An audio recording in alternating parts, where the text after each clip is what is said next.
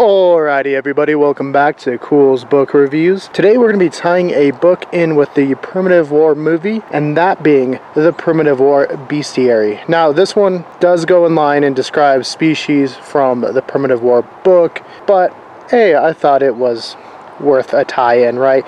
I do want to get into more of the Primitive War books, and I thought the time is right. Obviously the movie just came out and we did an interview with the Grand Myth, who's been doing some music for the books with Ethan, so I was pretty excited. This one, like I said, goes in line with the book, so it is written by Ethan Pettus, who did the books as well, and it is illustrated by Bruno Hernandez.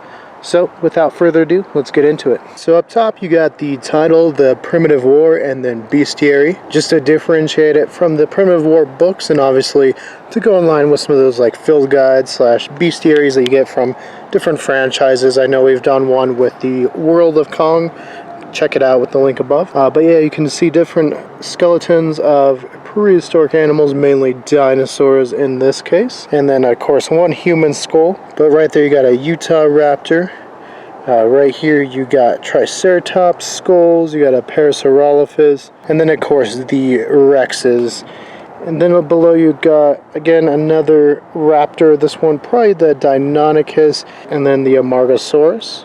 And then you got the written and illustrated credits right there. On the side you can see no writing at all, just a little carryover from the back art. And speaking of the back, again, just some more fossils. You can see the different dinosaurs. There's big old Rex again, and then the Triceratops, and of course the ISBN if you need it. So in the very back you get the about the author and illustrator. You can see Bruno, who is the illustrator there, and then Ethan right there, who is the author. Alright, so this one clocks in at 45 pages, which is ended by the final word to new recruits of Stalker Force. I mean, this is written like a guide you'd be given if you were going into the valley in Vietnam, and just what you might expect to see, and some of the more dangerous animals, how dangerous, their habits, where they're located, that kind of stuff, much like you'd expect from a, field guide or something like that. Right there you see an awesome artwork of the Cryolophosaurus. And yeah, the artwork is just fantastic. You can see Cryolophosaurus up there, and just some beautiful artwork here, and full body there. And again, it's going to kind of go over important information. It gives everyone a threat assessment, confirmed kills, group orientation, migration status, and specimen or species. Specimen definitely comes in handy when you see like the Utah raptor with Cyclops. But yeah, we'll kind of just flip through. You can see some of the animals. Just a beautiful Therizinosaurus here. Didn't get any love in the movie, unfortunately, but of course we know get some love in the books. Right here you see the Amargasaurus, which did make a brief appearance in the movie, and it did in the movie have this color between the spines in the cell, which was really neat. Again, just a little bit of sexual dimorphism, and you can see some, again, really nice artwork. We got the Parasaurolophus, we got a Eutyrannus, which hunters of the Utah raptor. Right here we got some artwork of a Stygimoloch or juvenile Pachycephalosaurus. At some point we'll do a video on that debate. We got the Triceratops, which is very colorful on the head, which I think you'd expect with the frill being like a display feature. You'd think they'd have it to have these colorful displays like some birds have. Here you see some like spines or quills, which are debated as far as if ceratopsians had them. We do know some earlier diverging members had some quill structures on the tail like Psittacosaurus. But again, just fantastic art. Sometimes I think I like the black and white a little bit better than the color, and then other times I think I like the color better. I think it just depends on which drawing we're taking a look at.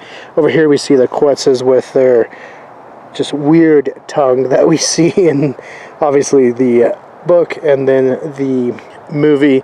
I know when we did our interview with the Grand Myth, that was something I talked about because the people next to me in the movie were like, freaking out and stuff like that. And then a beautiful rendition, very lifelike looking, of a Caprasuchus. These guys play a pretty decent role in the book. Unfortunately get left out of the film, but man, look how just nice it looks.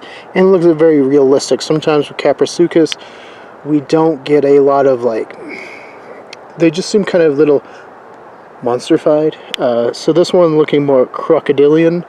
Super, super cool. Of course, it showing the head is interesting because it's really all we have from Caprasuchus. The rest of its reconstruction is based off of closely related species. The Deinonychus, and I think something that's interesting with all of these is they show scarring, which is something we see in wildlife today, but you really don't see a lot in paleoart, so it's really nice to see that showcased here. And then on either side we see some Deinonychuses scurrying up a tree.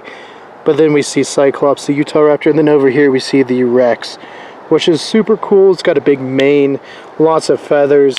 Huge debate here, maybe not as big as dinosaur lips, but what was the coating of feathers, if at all, with Tyrannosaurus?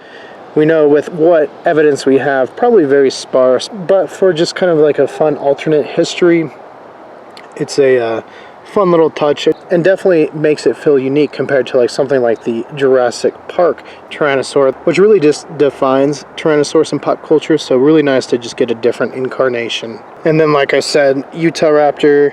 We see specimen Utahraptor, but there's the infamous Cyclops, named so because it only has one workable eye, with the other one having a blade in it. And just shows full body. And then over here you kind of see the sizes of each one compared to each other. So yeah, just a short little review here because it is a shorter book, just a little over 40 pages as you saw, and it is sort of a field guide. So I want you guys to pick it up, read it for yourselves, because I do think this is a good introduction into the world of primitive war. I think if you haven't read Primitive War, you can go into this, not get too spoiled.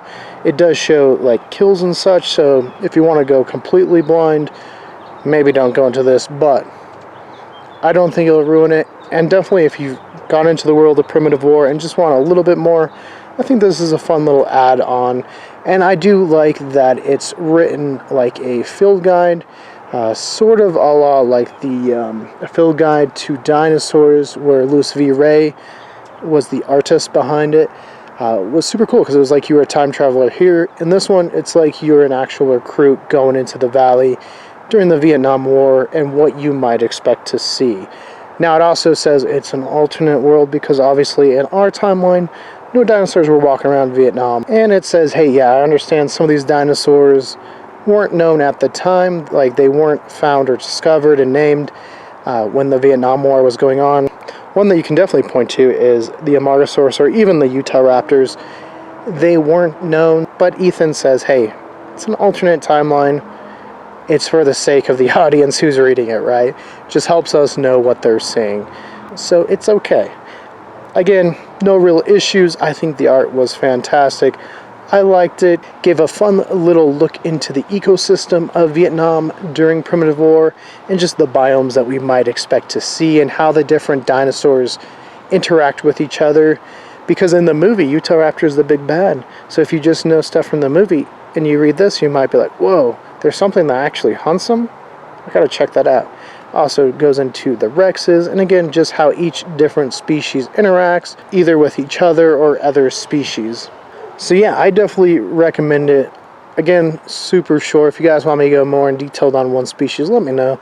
I'm planning to do a Jurassic Park / World, so why not do it with Primitive War as well. Definitely happy to talk more dinosaur stuff. But yeah, I'd say pick it up. Definitely, I mean, how do you rate it? 10 out of 10, 5 out of 5. I guess either work. It's hard because it's more supplementary, but it's a fun read, and I definitely recommend picking it up. So until next time, and until we get to more Primitive War stuff, something Culz Book Reviews will pop to your left. More about us here at Culz Paranormal will pop up to your right. Don't forget to like and subscribe, and let us know what was your favorite Primitive War book, and what is your favorite part of the Bestiary if you've read it. Tell us in the comments below.